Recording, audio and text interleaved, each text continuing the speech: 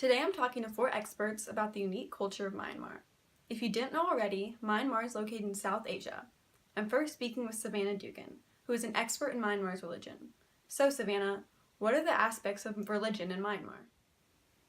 Myanmar has a lot of diverse religions. The majority of the population is Buddhist, mainly Theravada Buddhist.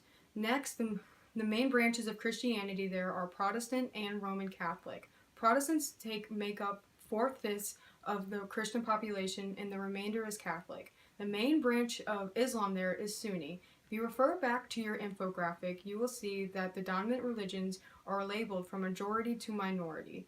Due to the religious majority of the population being Buddhist, this has caused a lot of tensions between Buddhists and specifically Muslims.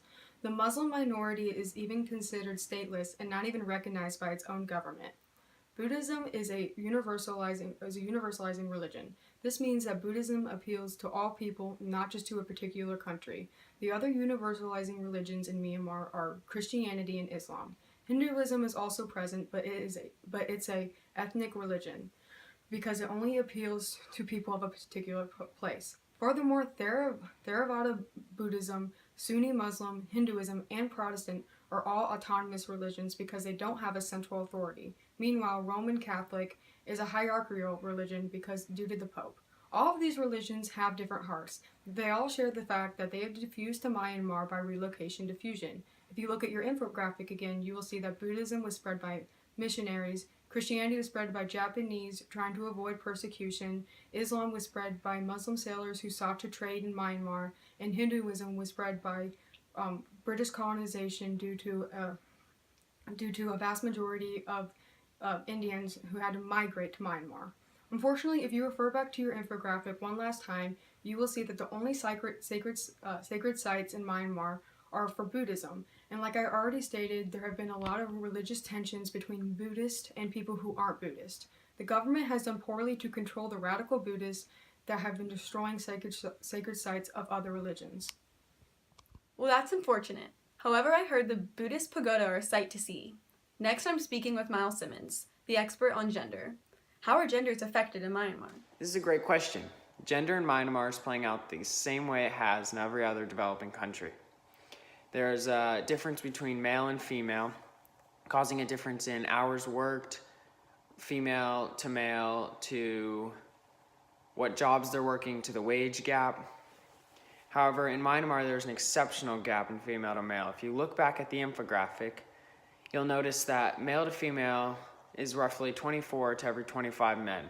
However, this shows the increase in female to male because of the years they attend at school. 93% of men attend school in Myanmar. However, 87% of women attend school. This is one of the causes of why women do not have as much of a leading role in the job and workforce in Myanmar. However, the biggest part of why women don't have as big of a role in the workforce is because of the literacy rates. For men, men's literacy is about 80%, whereas women is only about 75%, causing a limited overall workforce for women. Although the culture of male to female in Myanmar seems normal, it is not, only because of the low employment rates for women compared to men. This is shown through the graph on the infographic under gender. This graph shows multiple different situations in which men are the leading result to something, primarily due to the lack of literature, also shown on the infographic. Although there has been diffusion over the laws about women from other countries involving extended maternity leave, along with this, Myanmar has been influenced by hierarchical diffusion in the sense of laws and how they make the laws now based off of other countries. This is all for gender side of things in Myanmar. Thank you for tuning in. That sounds similar to many other developing countries. And while we are on that topic, next I'm speaking to our language/pop and culture expert, Gus Werner. Gus, what type of languages and pop and folk culture are present there? Great question. First, I will focus on the variety of languages spoken in Myanmar. If you glance back at the infographic, you will find that the 4 languages that are the most widely spoken are the Burmese, Shan, Kachin, and Mon languages. Out of all these languages, Burmese takes the cake for the most popular, with 66% of Myanmar's population speaking this language as a first or second language. A variety of languages goes hand in hand with a variety of different culture groups with many different ethnicities and races. Drifting over to the cultural section of the infographic, you will see that the Chin people, the Hmong tribe, the Moken people, and the Karen people are four of the many ethnic and folk culture groups in Myanmar. They all have unique characteristics and locations or ethnic enclaves that make up their cultures. For example, the Chin live in remote areas near the India and Bangladesh border, and women wear full facial tattoos as a sign of beauty. The Karen people live between Myanmar and Thailand in small mountain villages, and women stack their necks with brass rings to create the illusion that their necks are long. Sadly, globalization impacts these culture groups in a negative way as tourists and the government continue to get involved in the activities of these groups. But globalization has also impacted the culture in a positive way. Going back to the infographic one last time, we can see that the elements of pop culture in Myanmar are developed in cities such as Yangon. Comics, books, movies, and art have spread from places such as the US to Myanmar through hierarchical diffusion. Similar to the picture shown in the infographic, these types of art and other elements of pop culture are spread from cities throughout the country of Myanmar. I didn't even know half of those languages even existed. Lastly, I'm speaking with Justin Wooten, our expert on ethnicity and race in Myanmar. So Justin, what type of ethnicities and races are there in Myanmar? Thank you for asking. Myanmar is mixed up of multiple different ethnicities and races. The main ethnic group of Myanmar is Burma.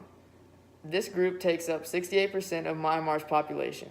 There are several other ethnic groups, such as the Karen and the Shan. The race of Myanmar is Indian, Karen, and Barn. These two races are originated in Myanmar, such as the Indian part were migrated in. The Karen people take up 7% of Myanmar's population of 53,259,018. The Indian part only takes up 3%. The reason is because the Indian part of the population was migrated in, not originated there, where most people would have that race. These are just a couple of Myanmar's strongest ethnicities, although the total of ethnicities in Myanmar now is 8. Back to the infographic, since there are multiple ethnicities, there have been several conflicts that have occurred between rival ethnicities and races.